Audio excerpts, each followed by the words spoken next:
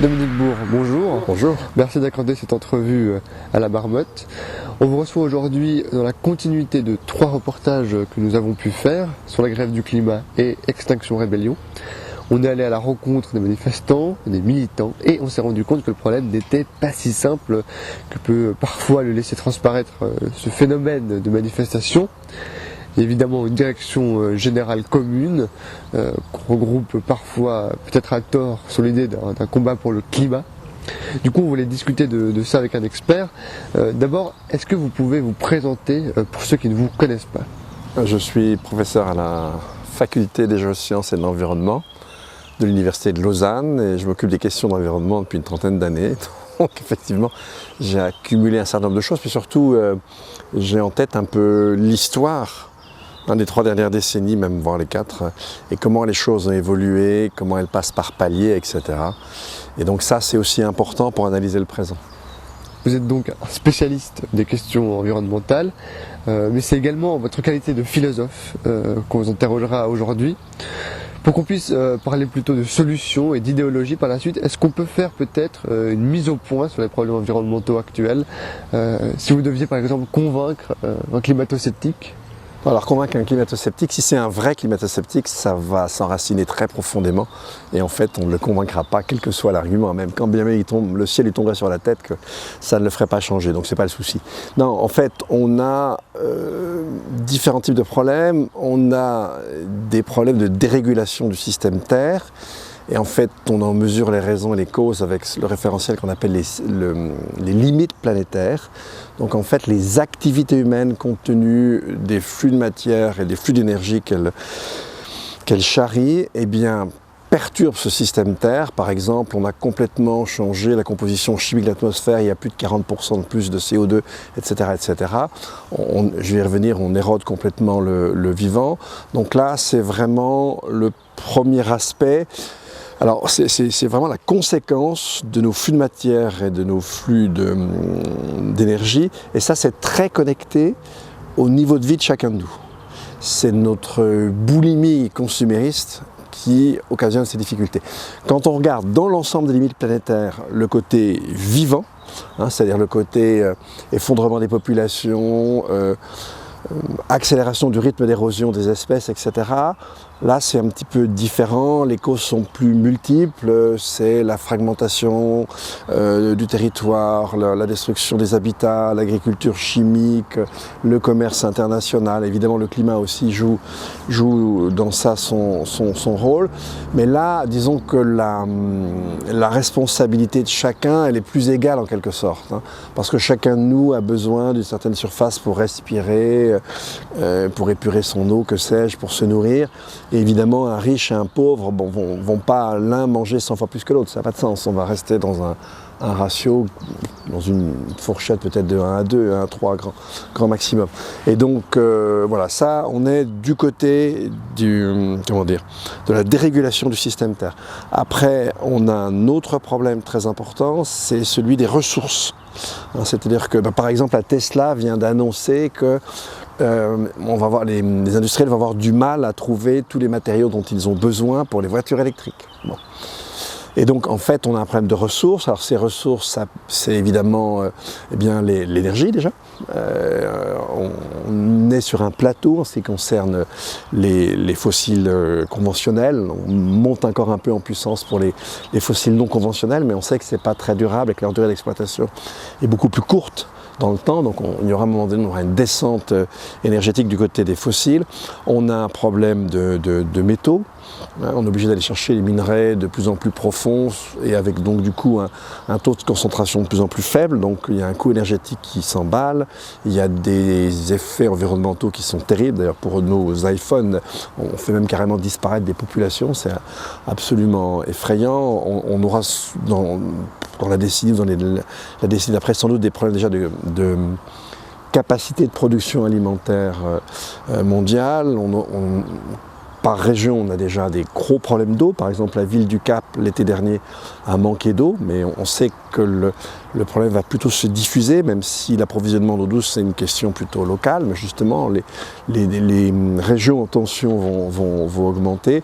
Donc voilà, si on veut faire une espèce de bilan général, Et en même temps, face à tout ça, on a des politiques publiques qui ne sont jamais à la mesure. En fait, d'ailleurs, pendant des décennies, on n'a fait que s'en occuper extrêmement mollement. Pour le climat, l'IPCC, le GIEC a été créé en 1988. Et depuis lors, nos émissions n'ont cessé d'augmenter. Elles ont encore augmenté l'an dernier. Sur le plan du vivant, c'est encore pire. C'est-à-dire les destructions s'accélèrent et les actions en face ne sont pas du tout prorata. Pour la question des ressources, on nie le problème, tout simplement. Donc ça, c'est la deuxième caractéristique très forte en matière d'environnement, c'est-à-dire qu'on a des politiques publiques très faibles et des niveaux de conscience dans la population qui ont augmenté depuis l'été 2018, où le changement climatique est devenu un phénomène perceptible, mais qui ne se traduisent pas dans les décisions, ni au quotidien, ni vraiment dans les décisions politiques, ou encore là, assez mollement. Justement, les gens qu'on a pu rencontrer, ils réclament une prise de conscience de la politique. Le groupe Climate Strike demande même un état d'urgence climatique. À très vite, pourquoi, alors qu'ils viennent faire leur 5e manifestation de 2019, pourquoi les politiques n'agissent pas ? Écoutez, les politiques, eux, ils agissent en fonction des électeurs. Et les électeurs sur ce genre de sujet, alors d'une part, on peut les tromper assez facilement. Si je prends par exemple les récentes élections européennes avec La République En Marche, qui a mis en tête de liste, enfin qui avait une double tête de liste, Madame Loiseau et Pascal Canfin, qui est quand même un ancien député vert. Voilà, et bon, alors après, ces gens prétendent, en tout cas du côté des Verts qui arrivent chez eux, enfin des anciens Verts, ce ne sont plus des Verts, qui arrivent chez eux, ils prétendent qu'ils vont changer les choses. Bon, moi, je reste très très sceptique. En tout cas, ce que je constate, c'est que, par exemple, encore très récemment, le gouvernement a modifié les possibilités de matière de recours en termes de protection de la biodiversité. Là, il y a un décret en préparation pour permettre le bétonnage de zones protégées. Sur le plan du climat, les émissions françaises, elles continuent à augmenter. Sur le plan de la destruction de la biodiversité, on ne voit rien se faire. Donc en fait, là, on a plutôt affaire à des gens qui disent qu'ils vont traiter le sujet. Et c'est bien le problème de l'environnement, de l'écologie aujourd'hui. Si on voit, par exemple, les européennes françaises, de fin mai 2019, tout le monde prétend s'occuper d'écologie. En fait, on ne voit pas les choses avancer. Donc voilà, pour revenir à nos manifestants, à Extinction Rébellion et d'autres, voilà, il faut bien qu'ils comprennent que, disons, des actions si spectaculaires soient-elles, elles ne peuvent pas avoir un effet immédiat. En tout cas, elles n'ont pas d'effet direct sur les politiques. Elles ont un effet indirect, on peut l'espérer, par l'effet direct qu'elles peuvent exercer sur la prise de conscience des populations. Et donc, penser qu'après 5 manifestations, fussent-elles très originales, amusantes, etc., que le monde allait changer et qu'on allait réduire les émissions de gaz à effet de serre, non. Alors là, s'ils s'engagent avec cette idée-là, c'est clair que c'est pas possible. Il faut qu'ils s'attendent à un combat de longue durée et un combat d'autant plus difficile que les retombées ne sont pas directes. Et c'est pas facile. C'est pas facile pour les manifestants qui sont plutôt des gens jeunes, dont c'est leur première expérience, qui n'ont pas cet historique justement des questions environnementales. J'imagine qu'ils vont être déçus, mais moi je leur dis là directement, ne soyez pas déçus. Vous êtes engagés dans ce combat, c'est un combat de longue haleine, il faut que vous soyez inventifs, il ne faut pas que vous oubliez que vous menez un aspect du combat, mais il s'articule avec d'autres. Il y a des combats juridiques qui se conduisent à l'échelle internationale. Il y a pas mal d'affaires. L'affaire Eugenda, Juliana, en France, il y a d'autres affaires à tous, il y a Damien Carême et Corinne Lepage, etc. Il y a les guerrilles au Pakistan, il y a des actions de ce type-là dans différents pays. Il y en a une au Pérou contre l'Allemagne, etc., etc. Donc il y a ça, il y a les luttes politiques. Il faut bien qu'ils voient qu'ils sont dans un ensemble où les citoyens essaient d'exercer une pression sur des décideurs qui jusqu'à maintenant leur répondent soit par des mensonges, soit par des actions molles. Justement, vous avez évoqué le fait que les politiques font leurs actions en fonction des électeurs.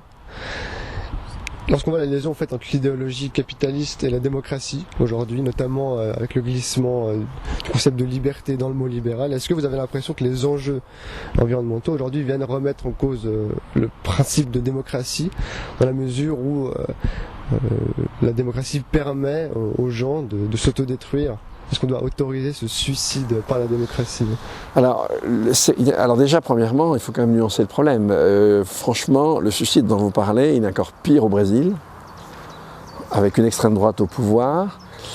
Il est pire aux États-Unis. Alors certes, c'est une démocratie et comme vous le savez, Trump a été élu grâce au jeu des grands électeurs, mais il n'avait pas la majorité, excusez-moi, des suffrages exprimés. Et puis si vous regardez la Chine ou la Russie ou la Syrie, ce ne sont pas des pays démocratiques. Je dois quand même remarquer qu'en matière d'environnement, ce ne sont pas quand même des cadors. Hein. Donc si vous voulez, c'est plus compliqué que ça. C'est pas la démocratie d'une certaine manière, c'est le peuple lui-même qui s'en fout. Je suis vraiment désolé, hein, mais appelons un chat un chat.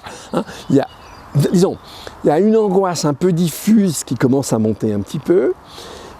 Mais la population de façon générale, alors je pense qu'il y a un tiers mais qui s'en fout complètement, qui est totalement contre les questions d'environnement. Quand je dis un tiers, je suis gentil, c'est probablement la moitié. Et puis qu'il y a l'autre moitié qui effectivement manifeste une certaine sensibilité, mais à des degrés divers. Ça peut aller d'une espèce... Alors chez les autres, ça peut être aussi l'effet de l'angoisse et du déni. Hein, parce qu'en fait, ce qui est aussi très intéressant, et pour moi c'est vraiment capital, donc disons, je vais rester prudent sur la manière dont les opinions vont bouger. Parce que, jusqu'à maintenant, on leur parlait de grandes catastrophes, etc. Ils n'en voyaient rien. Ou alors, à un moment donné, rarement, et ça semblait contredit 2 mois après par la météo. C'est les gens confondent météo, climat. Là, je dirais que depuis l'été 2018, tout le monde a expérimenté sécheresse et vagues de chaleur. En tout cas, dans tout l'hémisphère nord. Un petit peu aussi dans l'hémisphère sud, évidemment, sud, avec l'été austral. Mais pour l'été boréal, là, c'est clair, tout le monde a reçu les choses. Et c'est ce qui explique d'ailleurs le seuil de manifestation.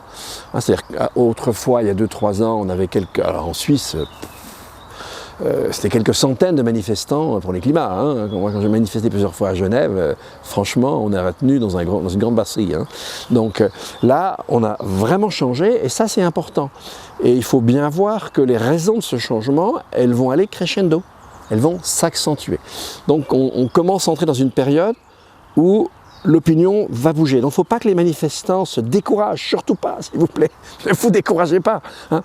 Vous commencez maintenant, il faut commencer maintenant, mais sachez que, pour une fois, enfin, le climat va vous aider. Le climat, la biodiversité, enfin les pertes en termes de population, vont vous aider. Ça va devenir sensible. Alors, regardez simplement le cône de lumière sur un réverbère en pleine campagne, vous ne voyez plus que quelques insectes. Moi, quand j'étais gamin, c'était une foultitude d'insectes. Donc voilà, ça c'est aussi quelque chose dont il faut bien tenir compte. Ça bouge, donc c'est pas le moment de se décourager. Est-ce qu'il ne faut pas du coup quand même repenser ce rapport entre vouloir et devoir, et enlever à certains moments la tentation des gens sur certaines consommations, à certains modes de vie? Mais si, c'est clair. En fait, alors quand vous parliez du capitalisme tout à l'heure, j'aime pas trop parce que c'est très général à la fois. D'autre part, il y a des raisons plus fondamentales qui ont permis le capitalisme. Évidemment, le capitalisme joue un rôle évident. Hein. L'idée du capitalisme, c'est qu'on peut accumuler du capital à l'infini. Donc pour ce faire, il faut consommer à l'infini. Donc on est d'accord que là, c'est franchement pas l'optimal. Mais c'est un aspect, à un moment donné, dans un système. Et puis quand on a une critique du capitalisme, on va tout de suite penser marxisme derrière. Je suis vraiment désolé. Hein. Pour l'ami Marx, ce qu'il fallait faire, c'était développer les forces productives jusqu'à l'infini. C'était maîtriser sans reste la nature. Donc dans le genre écolo, c'était pas tout à fait ça. Je sais bien qu'il y a quelques petits passages sur la rupture métabolique, mais franchement, il n'en a pas tiré grand-chose.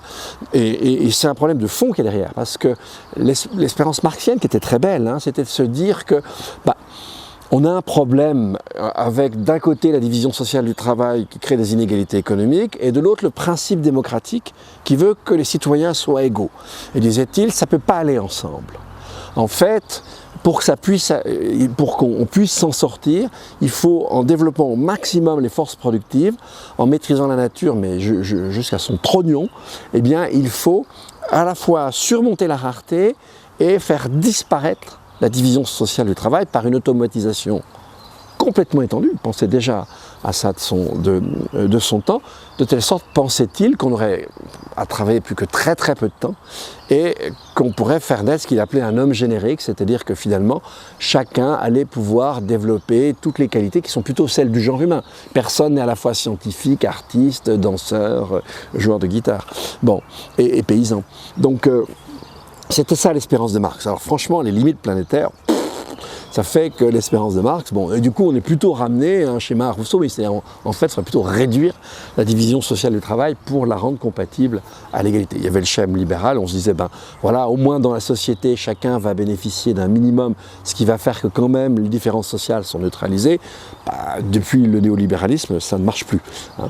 Donc voilà, on est face à ces difficultés qui sont vraiment des difficultés énormes, mais encore une fois, le capitalisme est important, mais c'est un maillon dans une chaîne beaucoup plus profonde. D'accord.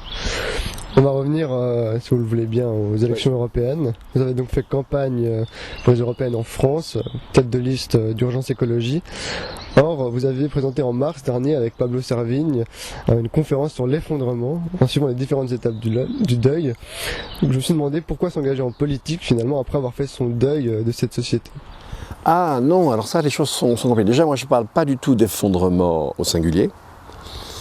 Ça ne me paraît pas juste, je parle d'effondrement au pluriel, c'est-à-dire que nos sociétés vont être soumises à des chocs successifs durant tout le siècle qui peuvent effectivement les faire imploser. Mais fantasmer que du jour au lendemain et par surprise, tous les supermarchés sur la Terre seront vides et en même temps, c'est quand même un fantasme pas très sérieux. Mais en revanche, oui, on va en prendre plein la gueule et nos sociétés pourraient disparaître. Ça, là, il y a...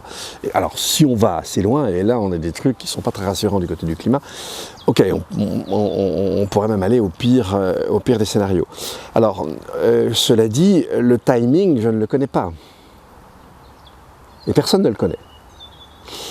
Et donc, avoir en tête cette perspective d'effondrement et devoir faire son deuil d'un certain état de la nature, et disons, quand on regarde les 30 Glorieuses, comme c'était les sociétés relativement faciles, hein, que vous n'avez pas connues, mais moi je les ai bien connues, eh bien, l'idée du deuil, elle est tout sauf absurde.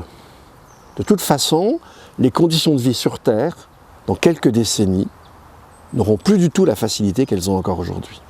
Donc ça mérite de faire son deuil, il n'y a absolument aucun doute là-dessus. En revanche, ça ne veut pas dire que le jeu politique est dès aujourd'hui déjoué, c'est complètement absurde. Alors on a 10 ans pour essayer d'éviter de dépasser les 2 degrés, ça va pas être simple parce qu'il faudrait un effort concerté à l'échelle, en tout cas des plus grands acteurs de la planète. Bon, ça franchement c'est pas gagné, d'autant qu'ils sont presque tous aux mains de cinglés populistes. Là, la chose va être assez dure. Bon, mais l'histoire nous a parfois surpris.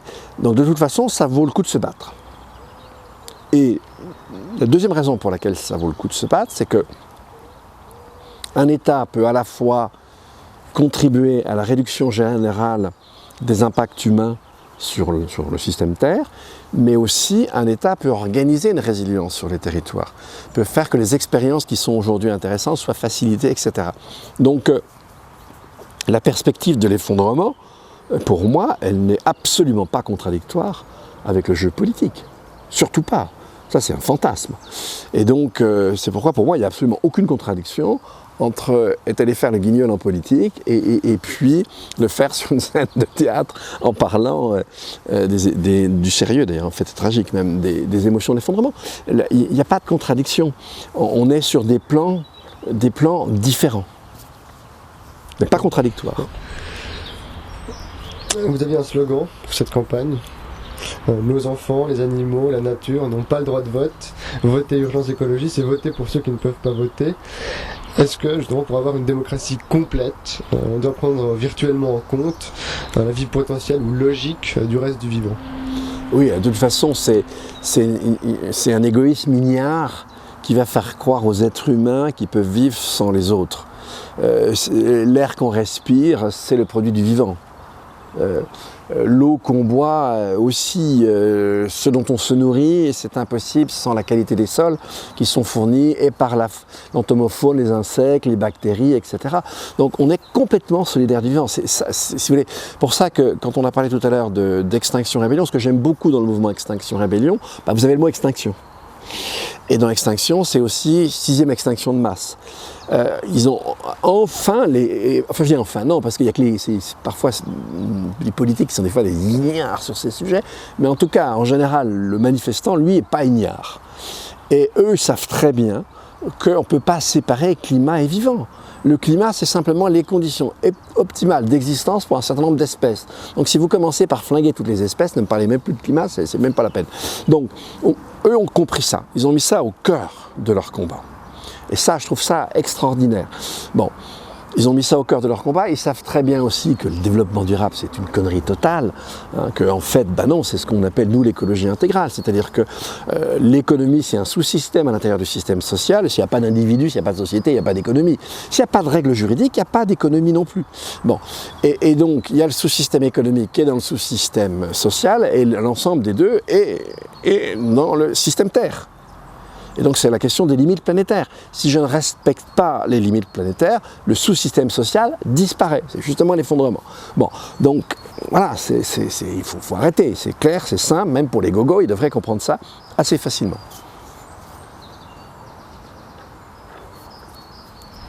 Dans votre clip de campagne, j'ai remarqué que vous censurez le nom des entreprises criminelles à l'égard des... Ah, c'est pas nous, hein. C'est la loi qui nous l'oblige. Ah, d'accord. Ah oui, oui, et on le dit d'ailleurs. Non, on n'a pas nous censuré, surtout pas. Je peux vous dire, il y avait Monsanto, Total, etc. D'ailleurs, tout le monde a deviné. Hein.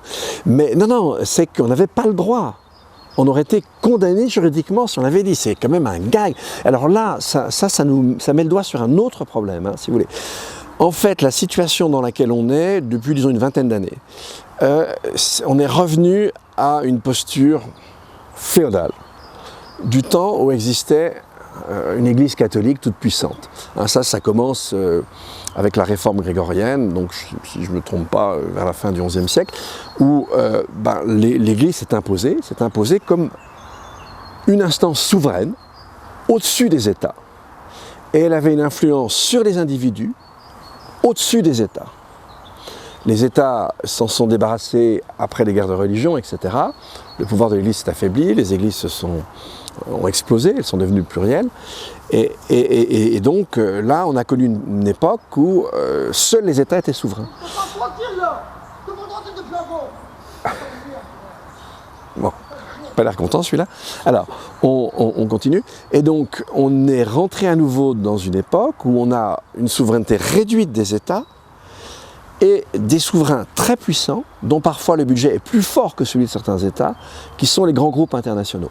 Et on voit ça très clairement s'exprimer dans les traités commerciaux multilatéraux, qui sont en général assortis de procédures de règlement des différends, avec une justice arbitrale qui veut échapper à la justice démocratique avec des lois votées en Parlement. Et donc cette justice arbitrale, elle s'appuie sur des jurys qui sont composés de 2/3 de représentants des multinationales, mais bien entendu, et d'1/3 de représentants des États. Donc, et sachez que vos députés, vos conseillers nationaux votent pour ça. C'est hallucinant.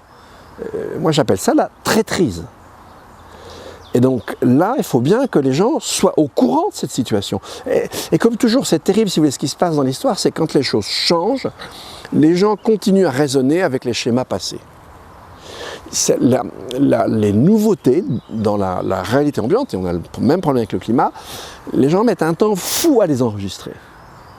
On n'est plus dans le monde moderne, un climat qui nous tombe dessus. Oh les gars, réveillez-vous, il faut changer là. Hein.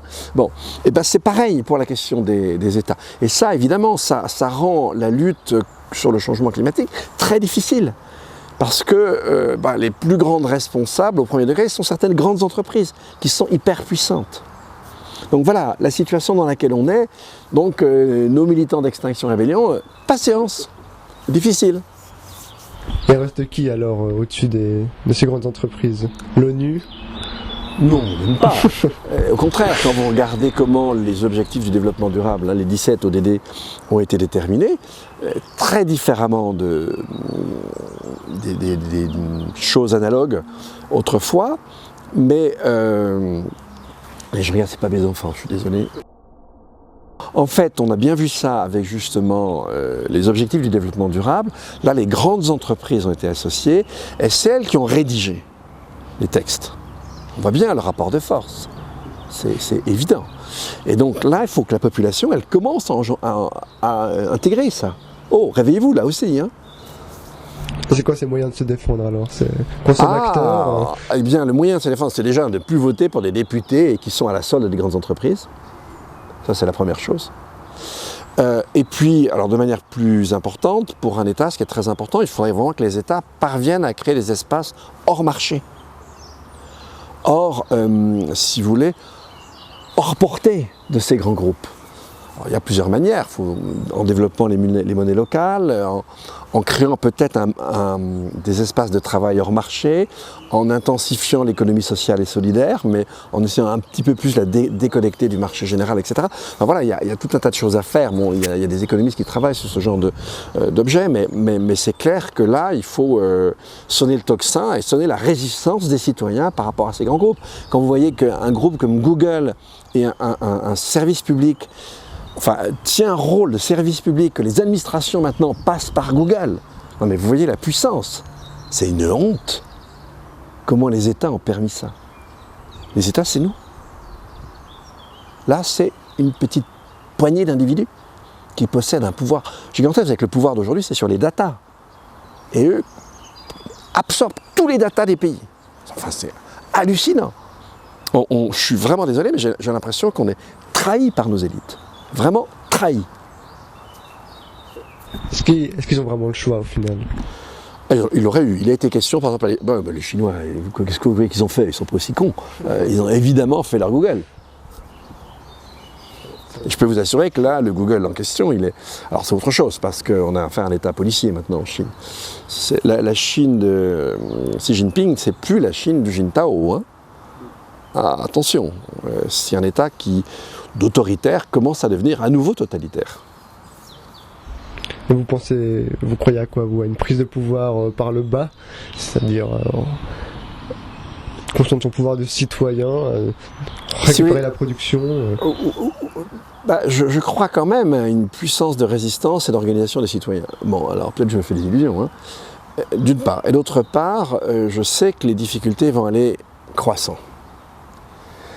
Et aussi bien pour ces grands groupes que pour les États. Et ça aussi, c'est quelque chose qui va quand même contribuer à changer la donne. Pour faire une petite pause dans la discussion, vous êtes allé voir une ferme philosophique dans les Cévennes. Est-ce que vous pouvez nous raconter un peu? Ah oui, mais je peux. Oui. Alors c'est la ferme de Guilhem et Élise, parce que une chose comme ça se fait à deux, ça se fait pas tout seul. Et donc oui, c'est un élevage permacole situé dans les Cévennes, avec deux personnes qui n'avaient pas, n'étaient pas issus du milieu paysan. D'ailleurs en France, une installation sur deux, c'est des gens dont ni les parents ni les grands-parents étaient agriculteurs. On a vraiment une sorte de renouvellement de la population agricole par le bas, en quelque sorte. Avec très souvent des gens relativement diplômés. Dans son cas, il a un diplôme d'ingénieur, un master de philo et une thèse de philo économique. Pour un berger, c'est quand même pas mal. Et donc, ils ont installé cette ferme. Alors, elle repose sur un élevage permacole de brebis dans les Cévennes, des brebis rustiques, donc qui exigent beaucoup moins de soins que les brebis classiques, qui ont été produites par toutes sortes de sélections. C'est un élevage permacole, les brebis en une année ne repassent jamais 2 fois sur la même pâture pour avoir un impact minimal sur la flore. Ils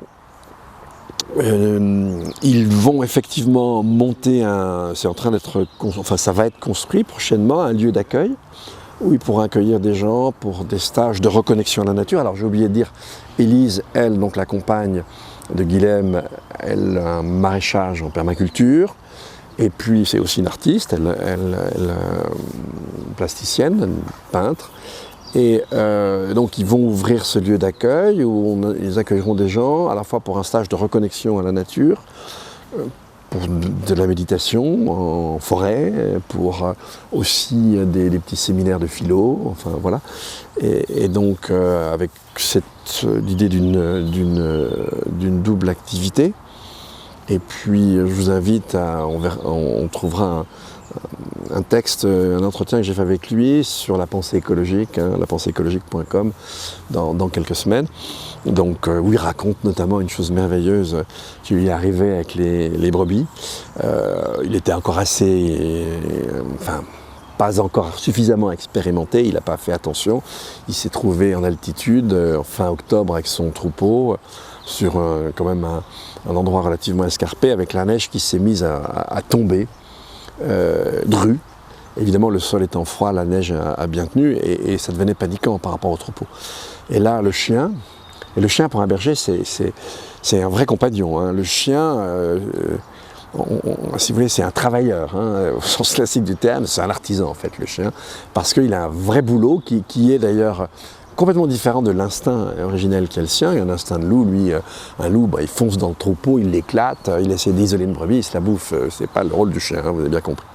Et en fait, un berger n'arrive pas à travailler sans son chien. Le chien a une rapidité de mouvement, d'énergie qu'aucun être humain n'a, et donc c'est vraiment le compagnon essentiel du berger. Mais là, les brebis, par instinct, elles se sont mises en cercle, les têtes en quinconce, et elles ne bougeaient plus. Et le chien, dépression. Fonce dans le troupeau. Va te faire voir, t'es plus d'autre problème là. T'as rien compris quoi. On est vraiment dans la gadoue, c'est fini, tu peux plus rien faire, tu peux pas nous aider, casse-toi. Pauvre chien, complètement dépressif. Le berger commence à devenir dépressif aussi, parce que c'est dangereux, très très dangereux, il n'arrive pas à casser le cercle. Et là, je reprends les propos même de Guillaume, il se met carrément à prier certaines brebis. Parce qu'en fait, dans un troupeau, les animaux, c'est comme nous, ils ont des personnalités. Et les différentes brebis, elles n'ont pas le même désir de contact avec l'être humain, les unes par rapport aux autres. Et donc, il y en a certaines qui ont un désir de contact assez fort avec le berger. Et donc, c'est à celle-là qu'il s'est adressé. Et elles l'ont entendu, elles ont compris sa détresse. Elles ont cassé le cercle. Et le troupeau est reparti et le chien dépressif derrière, il met plusieurs jours à s'en remettre, parce que là, voilà, il n'a pas pu faire son boulot. Non, et c'est vraiment très intéressant parce que là, on a, si vous voulez, comment dire, on est dans une expérience avec l'animal qui est d'une richesse que vous n'aurez jamais autrement, et même pas avec votre chat dans votre appartement, c'est quand même un peu différent. Et là on voit bien comment les différents niveaux de réalité se chevauchent. Déjà, l'animalité, c'est pas un bloc. On peut être berger, manger ses moutons et les aimer. Ah oui, ça pour un vegan, ça doit être assez traumatisant, etc. Et puis on a il y a un feuilletage dans nos relations qui est quelque chose de totalement fascinant et très riche, quoi. On peut à la fois être très conscient de ne pas participer de la même espèce et puis communier dans un sens du vivant plus général que la différence entre les espèces. Une spiritualité qui a disparu à ce niveau-là. Ah là, franchement, oui, là, il y a une spiritualité très forte. Oui, et on l'a fait disparaître. Alors, c'est une longue histoire, mais elle n'est pas complètement disparue. Vous avez c'est très étonnant. Moi, le nombre de gens que je peux rencontrer qui ont cette espèce de connexion avec le vivant, avec la nature, qui reste extrêmement forte, et on ne va pas développer dans les détails, mais qui peut donner lieu à des gammes totalement différentes. Il y a quelque chose de profondément humain et on ne l'a pas brisé, on ne l'a pas cassé. On peut le reconstruire. Pour revenir un peu sur notre discussion, parler un peu de croissance, c'est une idéologie, on en fait des promesses de campagne. Pourquoi est-ce qu'on considère ça comme un critère de réussite ? On revient à ce que je disais tout à l'heure. On a tous du mal à échapper à des schémas qui, à un moment donné, ont été très marquants. Il faut bien se souvenir de ce que c'est la croissance. Il faut se souvenir de ces populations. Alors, on ne va pas parler des États-Unis, on va parler des Européens, on est en Europe ici. Ces populations qui sortent de la guerre et qui ont connu le drame, même le tragique de la guerre, qui ont connu les privations, etc., qui sortent quand même dans une misère relative. Et puis, la croissance, elle va apparaître comme une espèce de magie. Elle va apparaître enchanteresse. Et donc là, au moins au début, il y a quelque chose qui devait être un peu magique dans le consumérisme. On voit ça dans les films des années 60. Hein. Il y a une espèce de... Alors surtout dans les films 60, des films français des années 60.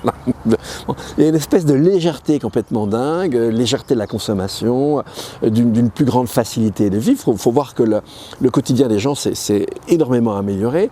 Ils ont eu accès à des appartements beaucoup plus confortables, avec des sanitaires, aller aux toilettes par -20 à 2h du matin au fond du jardin, c'était quand même pas le truc génial, hein, je suis désolé, etc., etc. Donc en plus ça a débouché, alors pour ces raisons-là, parce qu'il y avait aussi des services publics qui fonctionnaient bien, parce qu'on a l'impression que le sens de la vie était assez simple, etc. En fait, effectivement, il y a eu une augmentation du sentiment de bien-être. C'est pas la peine de dire c'est pas vrai, si c'est vrai, c'est bien ce qui est arrivé. Et puis en même temps, on avait le plein emploi, c'est très important. C'est une période aussi, une période démocratique faste. Les démocraties représentatives à l'époque, oui, il y a toujours des révolutionnaires, etc., on est d'accord, mais en gros, ça marche quand même assez bien. Hein, les 3/4, même plus les 4/5 de la population s'y reconnaissent. Et donc, c'est une époque, on peut être critique, etc. Mais enfin, quand même, de façon générale, il y a un degré de satisfaction qui est assez largement partagé, même s'il y en a toujours qui sont un peu les dindons de la farce. Mais ils sont assez peu nombreux. Voilà. Et puis, on reste sur ce référentiel. Or, ça ne marche plus. Au contraire, la croissance qu'on connaît aujourd'hui, c'est une croissance qui est très liée à l'industrie du numérique, qui permet une surconcentration de la richesse.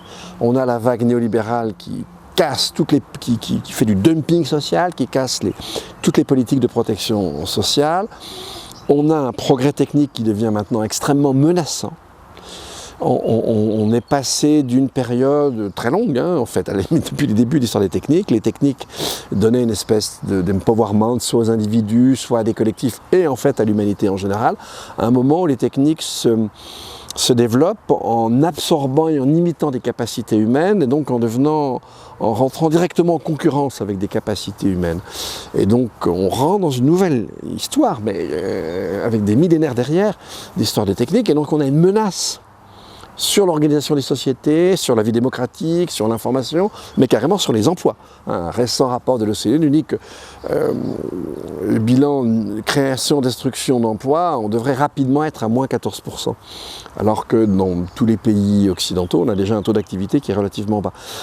Et puis, je l'ai dit aussi, on a une évolution des sociétés, d'un progrès qui détruit le bien-être, qui détruit l'emploi, et qui détruit tout ce qu'on avait gagné en termes de réduction des inégalités. Donc voilà, alors continuer dans ces conditions et dire « Waouh, la croissance, c'est absolument... » Moi, ça me semble, je suis désolé, mais relativement débile. Bon. Et donc, on doit bien comprendre qu'on doit rentrer dans un nouveau système économique, pas simple, hein, personne ne sait le faire fonctionner, attention, mais que c'est bien ça qu'on doit chercher, et pas continuer à regarder derrière une croissance qui, si elle revenait, nous flinguerait à tous les niveaux. Vous avez parlé justement de satisfaction, de bien-être. Dans votre programme, vous parlez de bonheur, je trouvais étonnant. Est-ce qu'en tant que philosophe, vous croyez au concept de bonheur intérieur brut ? Non, il est intéressant ce concept du Bhoutan. Mais en tout cas, une société n'est pas nécessairement anxiogène. Une société n'a pas pour objectif de détruire les capacités humaines en faisant des individus des légumes. Avec les objets connectés, c'est à peu près ce qu'on va nous promettre, j'exagère à peine. Bon, mais il y a cette substitution dont je parlais, et donc un mouvement de la société qui va irresponsabiliser de plus en plus les individus pour substituer des responsabilités liées à des algorithmes. On va à fond là-dessus. Alors ça, je trouve que c'est une société qui abétit et qui déshumanise les gens. Et donc là, je ne vois vraiment pas la nécessité et l'intérêt d'aller là. Mais ça demande un sursaut gigantesque. Alors peut-être que les gens qui pensent comme moi vont échouer et qu'on va avoir un monde de crétins absolu à l'avenir. Ben, tant pis, on aura perdu. Pour revenir à cette question de la croissance, plutôt de la décroissance, est-ce que vous qui avez pu circuler, vous trouvez qu'il y a un problème, qu'on a du mal à parler de décroissance aujourd'hui dans les médias ? Non, le thème devient plus fréquent, mais il faut faire attention avec ce mot décroissance. Ce qui doit absolument décroître, c'est les flux de matière et les flux d'énergie qui sous-tendent nos activités. C'est l'empreinte qu'on exerce sur le vivant. Ça, effectivement, ces trois paramètres-là doivent décroître et décroître puissamment. Mais l'intelligence, la générosité humaine, la spiritualité, le bonheur, la culture, tout ça n'a aucune vocation à décroître. C'est pour ça que j'aime pas qu'on parle du mot décroissance en général. Ce qui doit décroître, c'est ces trois aspects dont je parlais, flux de matière, flux d'énergie et notre empreinte sur le vivant.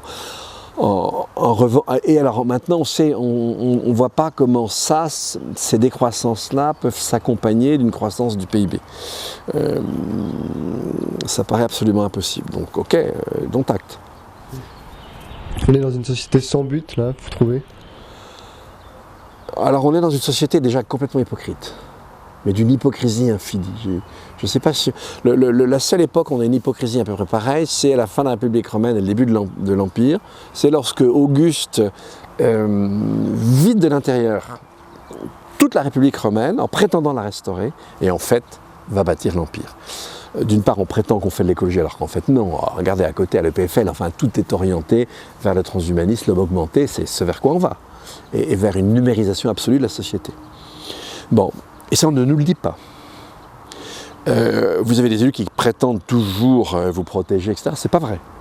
Ils sont à la solde d'un autre souverain que les États. Donc ce qui me gêne beaucoup, c'est le fait qu'on soit dans une société trompeuse. Alors l'exemple absolu, c'est un Trump qui se fait élire par les plus pauvres pour les plumer encore plus. C'est absolument génial. Bon, donc voilà, ça me gêne beaucoup, beaucoup, beaucoup.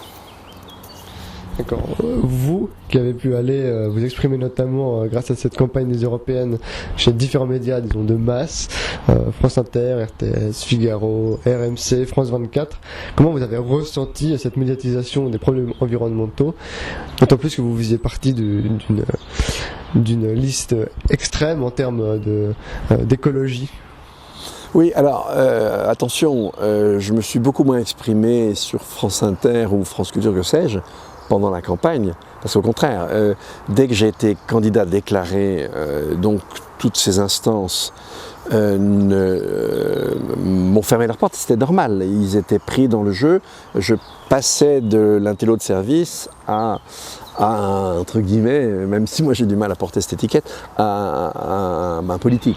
Oui, non. Voilà. Et donc c'était normal de leur part, bien sûr. Après, vu le temps imparti, etc. Donc avant la campagne, je ne suis plus du tout passé sur ces chaînes. Mais à peine la campagne finie, il y a déjà 2 jours, j'étais à nouveau 40 minutes sur France Culture. Donc c'est voilà. Bon. Maintenant, pendant la campagne elle-même, ben non, justement sur France Inter et France Culture, je ne suis pas passé une seule fois, je suis passé à France Info, ça m'arrivait déjà avant. Effectivement, je suis passé sur des choses, par exemple l'émission avec Bourdin, c'est effectivement un journaliste intéressant, cela dit, avec Jean-Jacques Bourdin, je ne l'aurais pas faite si je n'avais pas été politique. C'est une émission qui invite les politiques. Et quand j'étais passé chez Nicolas Demorand, justement c'était un vendredi. Le vendredi, c'est pas les politiques, c'est plutôt d'autres invités. Donc non, les choses sont claires. Et alors non, le seul truc complètement nouveau, c'est que j'étais censé avoir un rôle politique. En fait, le discours que j'ai tenu était très proche de celui que je tenais en tant qu'expert. Première remarque. Et puis là, l'expérience que j'ai absolument mal aimée, c'est l'expérience à France 2, là derrière les petits pupitres, où je me suis retrouvé avec les autres candidats. J'ai vraiment l'impression de ne pas être à ma place, quoi. Je me sentais pas très à l'aise. D'accord, le temps de cerveau humain disponible, est-ce que ça vous dit quelque chose? Ah oui, bien sûr, c'était Patrick Lelay, un des cadres dirigeants de TF1, qui qualifiait ainsi son travail. C'est-à-dire qu'en fait, son problème, disait-il, le problème de sa chaîne, c'était de rendre effectivement les cerveaux humains disponibles aux annonceurs. Donc, mais je suis désolé, maintenant, très souvent, on peut carrément se demander si le boulot de Patrick Lelay n'est pas devenu le boulot d'Emmanuel Macron. Hein, c'est de rendre les citoyens, non pas, si vous voulez, leur cervelle, vraiment très réceptive aux grands enjeux commerciaux internationaux. Justement, récemment, il y a eu le drame de l'incendie de Notre-Dame de Paris. Est-ce que, dans une certaine mesure, finalement, les médias de masse ne sont pas criminels aussi, enfin, sans le vouloir, plus généralement, est-ce qu'on peut gagner ce combat de l'attention quand on voit qu'on a pu faire 3 jours sur Notre-Dame de Paris et son incendie, alors que la 6e extinction de masse, c'est une note de bas de page Oui, alors, oui, et ça, je comprends la comparaison, mais en même temps, alors moi, ça m'a beaucoup touché, l'incendie de Notre-Dame de Paris, hein, j'adore l'histoire, etc. Et ça m'a pris aux tripes. Hein. Le problème, c'est pas qu'il passe 3 jours à ne parler que de ça. Le problème, c'est qu'il et c'est pas en même temps complètement juste, mais le problème, c'est qu'il ne soit pas en mesure de faire comprendre aux gens qu'effectivement, pourtant ils se sont tous abattus là-dessus. Hein. Quand il y a eu la réunion à Paris de l'IPBES, ils en ont tous parlé énormément, mais c'est vrai, ils en ont parlé une journée. Mais ils vont reparler assez rapidement. Mais ils n'arrivent pas à avoir la même intensité sur effectivement quelque chose qui est hiérarchiquement en termes de conditions de possibilité, bien sûr c'est plus important. Justement, la question qui est un peu derrière, là, c'est la question de l'éducation. Les États-Unis, par exemple, ils étaient il y a quelques dizaines d'années très en avance sur ces questions environnementales. Sur ces questions environnementales. Oui. Aujourd'hui, ça a reculé, cette conscience politique. Alors, moi, je dirais pas les États-Unis. Hein. Je dirais qu'effectivement, jusqu'à la fin des années 70, démocrates et républicains sont d'accord sur la protection de l'environnement. Avec l'arrivée de Reagan et des néoconservateurs, c'est fini. Les républicains vont se construire contre les enjeux environnementaux. Et on le voit très bien aujourd'hui, on a un Trump, ça devient caricatural, c'est encore pire que Bush Junior. Bon, mais en revanche, alors, du côté démocrate, le jeu va en sens inverse. C'est-à-dire les démocrates, alors surtout les jeunes démocrates, on peut penser à Alexandria Ocasio-Cortez, mais il y a d'autres jeunes députés qui vraiment font de la question environnementale une question vitale et fondamentale. Donc il ne faut pas dire les États-Unis. On a un clivage énorme aux États-Unis entre la partie jeune de la population qui n'a vraiment rien à voir avec l'électeur républicain aujourd'hui, quoi.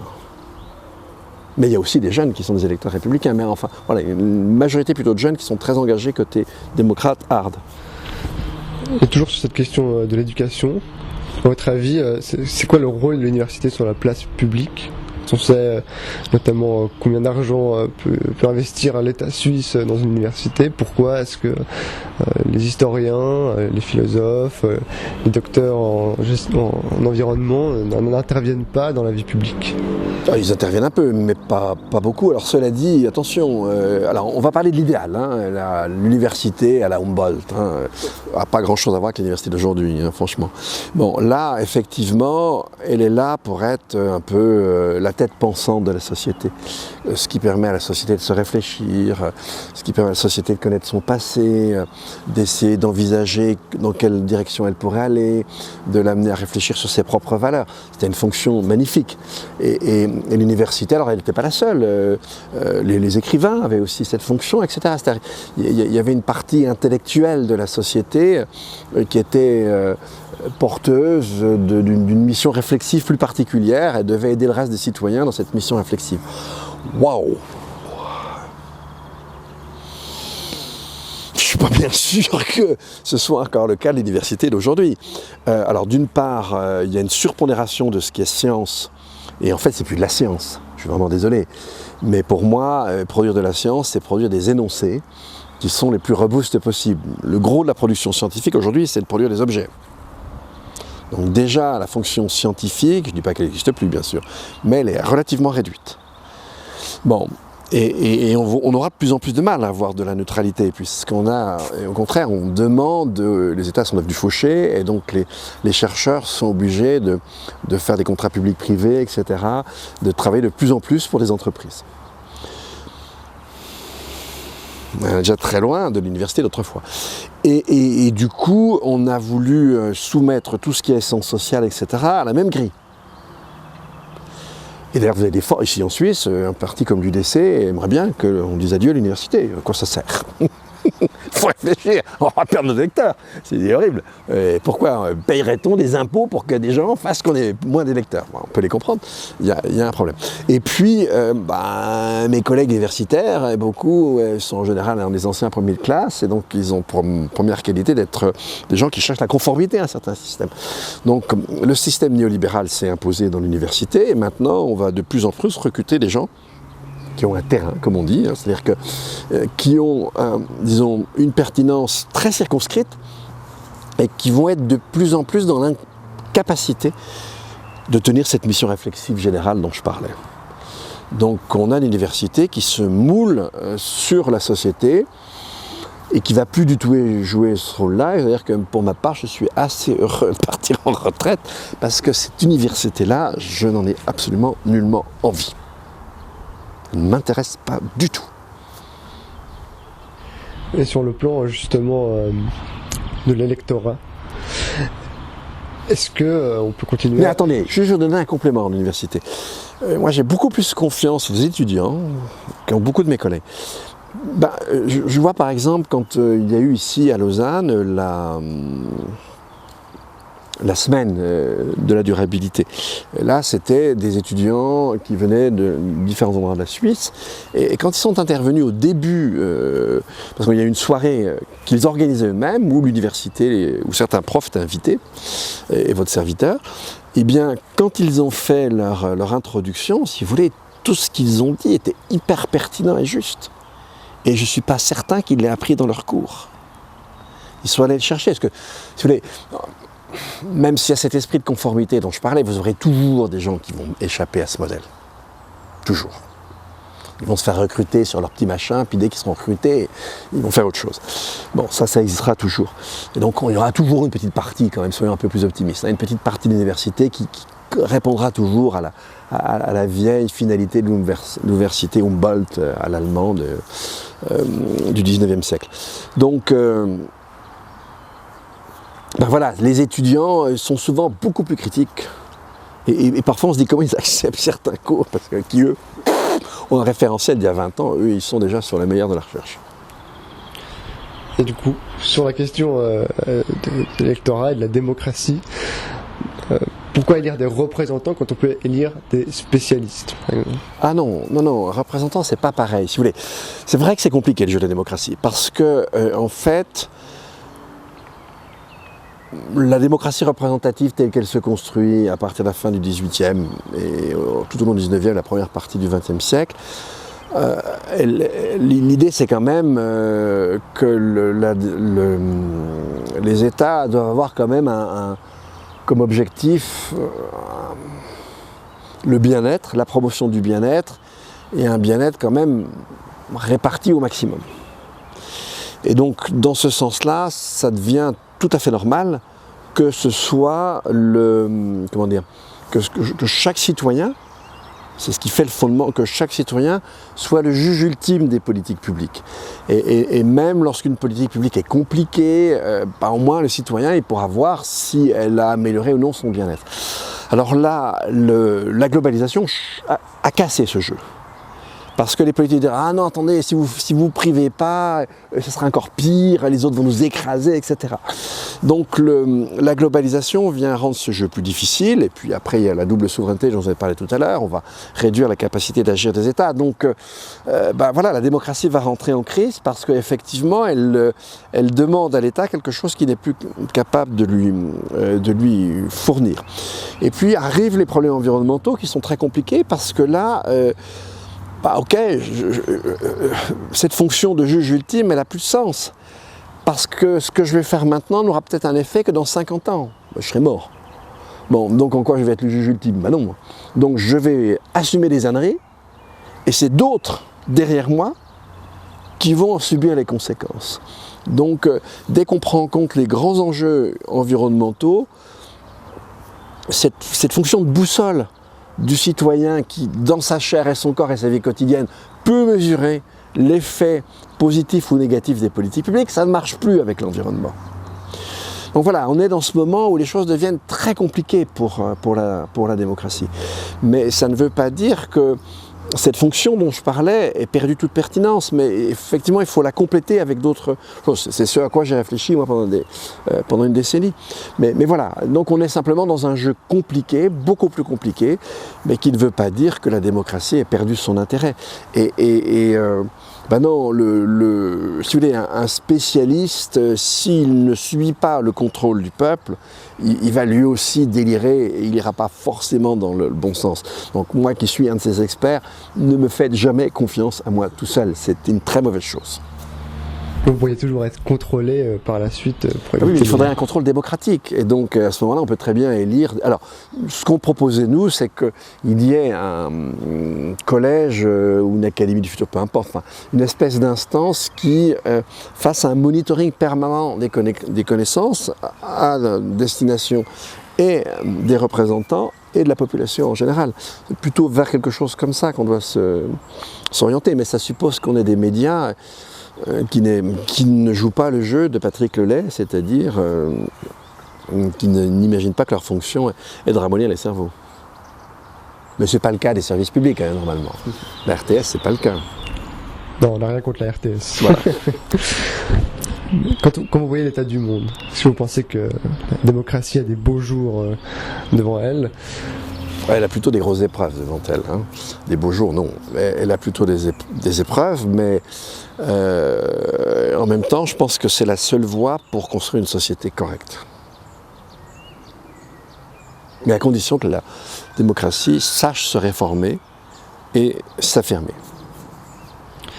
Est-ce que dans l'effondrement, comme vous avez dit, multiple finalement, sur la longueur, est-ce que le capitalisme ne peut pas être ancré aujourd'hui dans la culture des gens, dans la mesure où dans la construction de soi, elle se fait aujourd'hui par ce qui nous entoure, par la société. Et donc est-ce que vous pensez que toute cette idéologie peut survivre à un effondrement des forces productives, de l'économie? Pour le moment, je suis désolé, elle est en parfaite santé. Hein. Bon. Et ces contestations sont très marginales. Et au contraire, quand vous parlez de contestation du capitalisme, vous êtes sûr de ne pas être élu. Donc c'est quand même balle partie. Hein. Alors, la donne peut changer avec le crescendo des difficultés dont on a parlé tout à l'heure. Mais pour le moment, non. Il y a une adhésion qui reste très, très forte à ce système. Est-ce que cet effondrement, c'était, il me semble, la conclusion de votre conférence à Vidi, est-ce qu'on peut s'en réjouir au final? Est-ce qu'on doit se préparer ou est-ce qu'on peut simplement profiter de voir un nouveau monde s'ouvrir à nous? Alors, s'en réjouir, non. Parce que si on regarde vraiment ce dont il s'agit, non, ça va se payer en vie humaine. Ça va se payer en difficulté, etc. Donc, non, s'en réjouir, je comprends pas bien là. Maintenant que des drames, même parfois des tragédies humaines, finissent par devenir des opportunités pour reconstruire des choses plus intéressantes que ce qui prévalait avant, c'est ce que l'histoire nous enseigne. Donc ça, oui, mais ça ne veut pas dire qu'on peut se réjouir. Est-ce que l'histoire nous enseigne vraiment finalement? Est-ce que l'homme tire les leçons du passé? Est-ce qu'il a le recul nécessaire? Alors, les leçons de l'histoire, c'est qu'en général, on ne tient pas compte. Quand elles arrivent, on ne les voit pas, parce que c'est toujours sous une forme analogue, c'est évidemment jamais la même chose. Hein. L'histoire ne resserre jamais deux fois les mêmes plats. Hein. Et quand il y a des similitudes, elles ne sont pas toujours perceptibles. Hitler, par exemple, était complètement persuadé que la motorisation thermique faisait que les leçons de Clausewitz n'avaient plus aucun sens. Et, au contraire, il a perdu pour les mêmes raisons. Bon. etc., etc. Alors, leçon de l'histoire, enfin, c'est compliqué, c'est-à-dire que à la fois l'histoire nous surprend toujours, elle continuera à nous surprendre, et puis parfois, a posteriori, on se dit, ben tiens, là, si on était plus malin, on aurait peut-être pu un peu deviner ça, mais c'est en général, effectivement, a posteriori. Il y a certaines personnes qui pensent même que, justement, on approche de la Troisième Guerre mondiale. Oui, alors là,